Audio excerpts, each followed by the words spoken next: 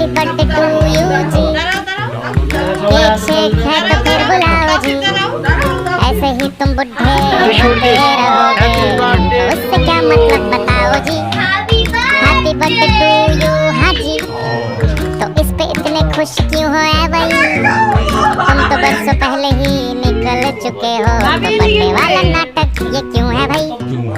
Candle शैंडल धूप से बुझा के, बेसुरों की भीड़ फालतू में लगवा के, बर्थडे वाला सॉन्ग जोर जोर से गवाते हो, हमसे ताली शाली का हजामत करवाते हो। ये सब नौटंकी फिर भी चलो झेल ले, केक शेक और स्टार्टर्स भर भर के आए प्लेट में, घर जाके फिर से डिनर न मंगवाना हो, चूहे ना दौड़े पेट में रात के पौने दो। हैप्पी बर्थडे टू यू जी। सोच समझ के इनवाइट भिजवाओ जी, अगर पेट पूजा का फुल इंतजाम है तो ही খাই নাই সে খাই নাই সুন্দর ভিডিও বাবা তাহলে ওই দোকানে যে আমাকে ফোন ধরা দিয়ে